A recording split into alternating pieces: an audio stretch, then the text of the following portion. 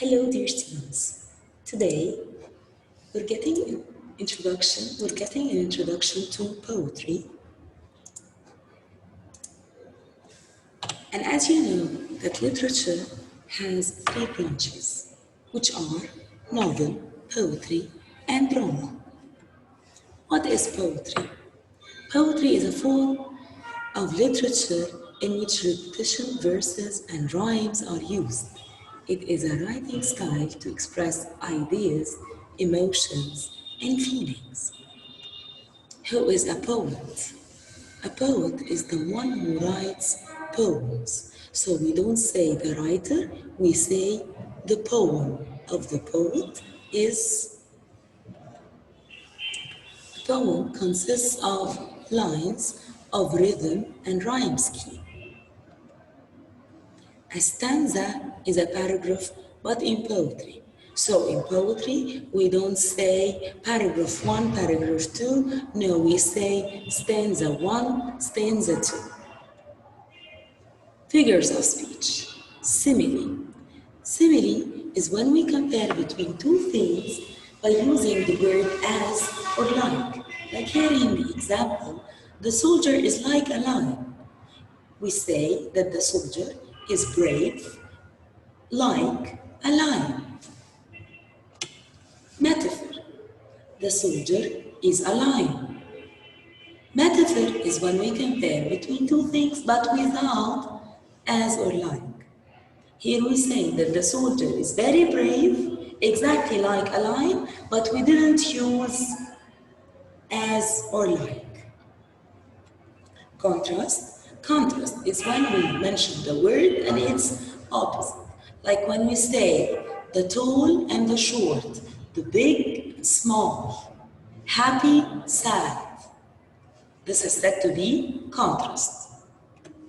Personification is when we mention characteristic of human being and give it to non-humans. Like when we say, the sky is crying. Does the sky cry? No. The sky, actually it was raining, and it was raining as if it is a human being who is crying. Like when we say, the chair was screaming. Does a chair scream? No, chairs don't scream. So we give human being characteristic to non-humans. Again, figures of speech are simile, metaphor, contrast, and personification. Sound devices. First sound device that we have here is alliteration. And alliteration is the appearance of the same sound at the beginning of two or more words close to each other in the same line. Like here in the example, great, white, beautiful, wonderful, world.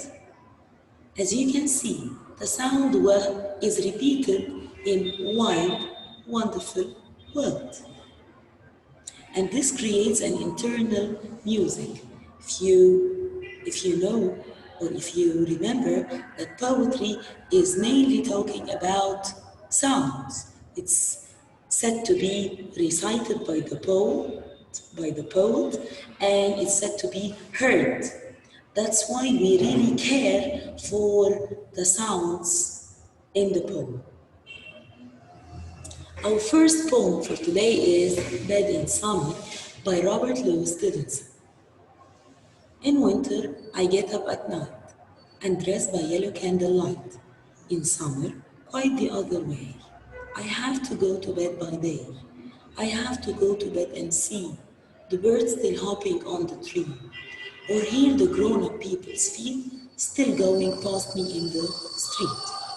And does it not seem hard to you when all the sky is clear and blue, and I should like so much to play, to have to go to bed by day?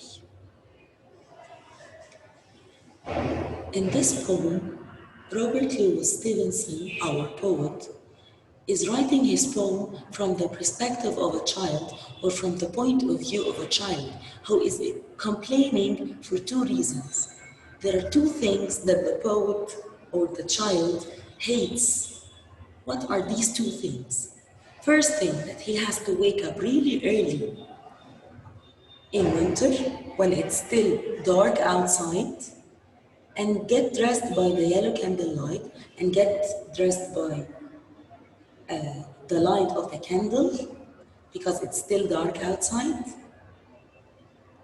And the second problem and the second thing that the poet is complaining about is that he has to sleep really early in summer when the weather is fine, birds are still hopping and singing outside, it's still light outside, the sun sets really late in summer, as you know, and there is sound, or there are sounds of adults or grown-up people outside who are enjoying their time outside.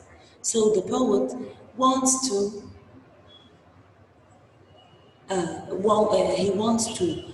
stay for late in summer and not to wake up early in winter. Can you see these letters? A, B, B, C, C, D, D, E, E, and B, B. What are these letters and what do they stand for? These letters are called the rhyme scheme. What is the rhyme scheme? The rhyme scheme of the poem is A, B, B, C, C, D, D, E, E, and B. What is the rhyme scheme? The rhyme scheme is the ending sound in each line of the poem. Let's see. In winter I get up at night and dress by yellow candle light. The sound ait is repeated in lines 1 and 2. That's why we put the letter A. Line 3. In summer, quite the other way. I have to go to bed by day. A. They have the same sound, but their sound is not repeated like in lines 1 and 2. That's why I'm going to give them letters B, B.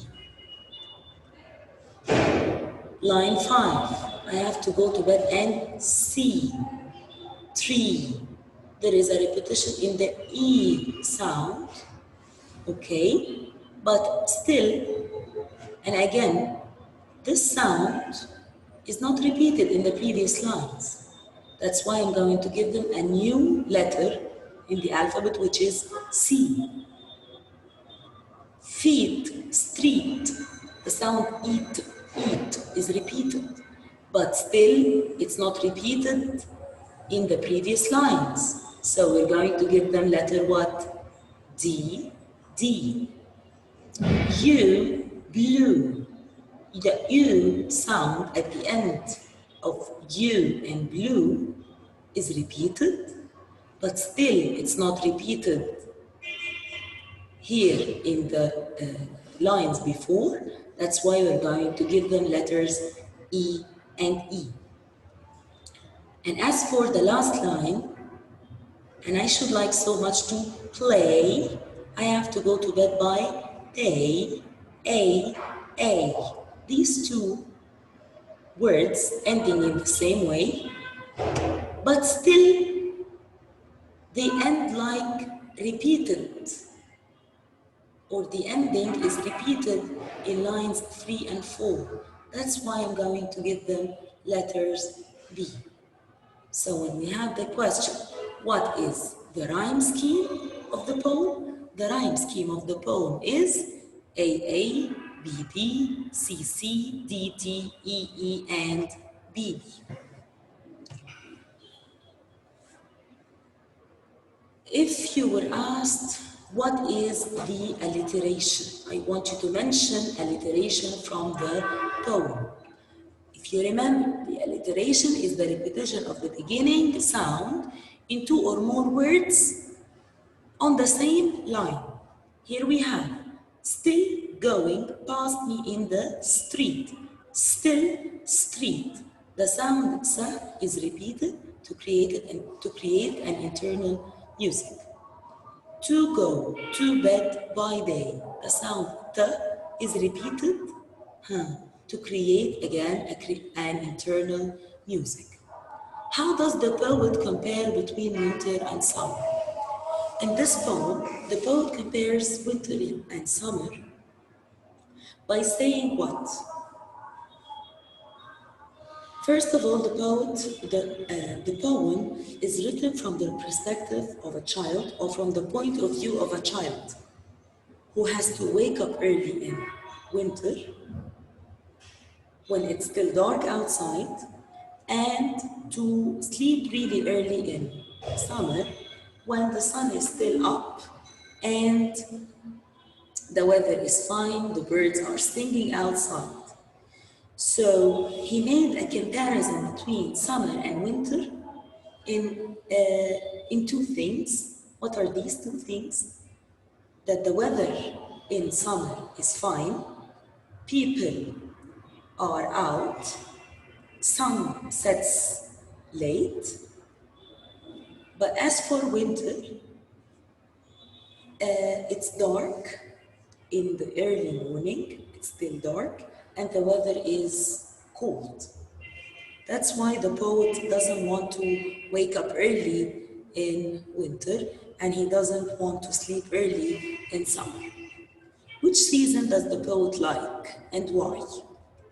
The poet likes summer because in summer the weather is fine and he likes playing a lot. If you were in the poet's shoes, would you have the same feeling like him? And why? If you were in the poet's shoes means if you were in the poet's position, if you were the poet, would you have the same feeling? This is an open question. You can answer it in your own ways. But I can tell you, if I were in the poet's shoes, I would have the same feeling. Because if I were a child and I have to sleep early in summer when the weather is fine, people are outside, and I want to play, I would really hate sleeping early in summer. And I would also hate waking up really early in winter.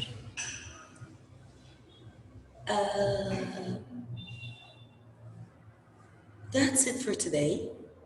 And I hope this lesson was easy for you and you got a good introduction for poetry. Thank you. See you next time. Stay safe. Bye-bye.